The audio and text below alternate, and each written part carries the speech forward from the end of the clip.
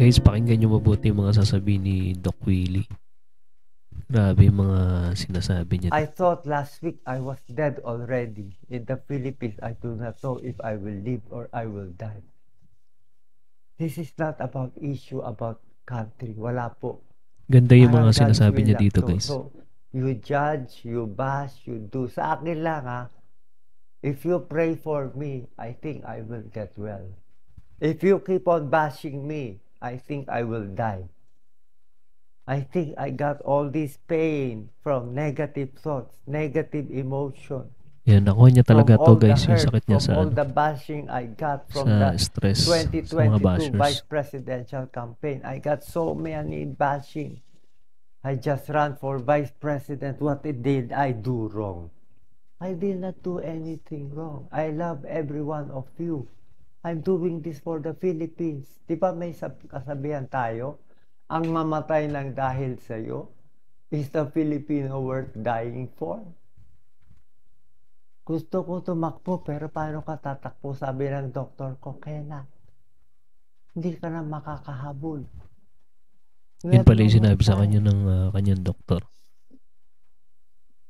I need 2 to 3 months before they say if I will live or I will die. I was close to death 2, 3, 4, 5 times. I was having visions of Yan, war guys, pakinggan already. yung mga sinasabi niya dyan, They guys. say I was delirious. They say I was insane. I had many mental exams. So ito po, this is what you do. You have cancer patient.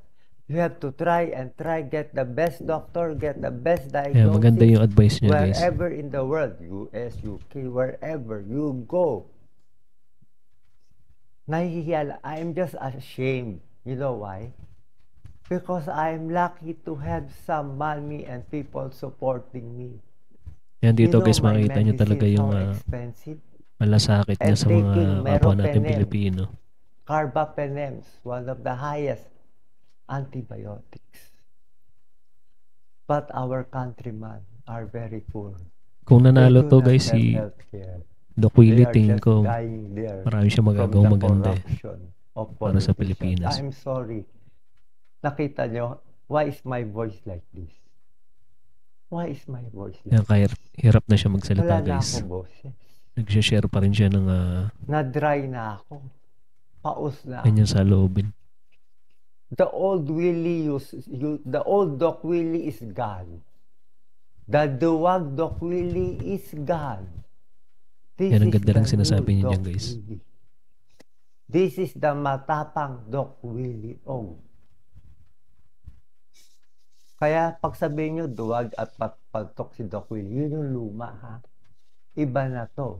Ibang Doc Willie na yung pasensya na po mga politiko. Kaharap natin ngayon, guys. Masasagasaan ko na kayo ngayon. Anyway, ako, pagat ko dila ko, mas mali siguro sinabi mo, Doc. Anyway, I'm dying. I don't care anymore.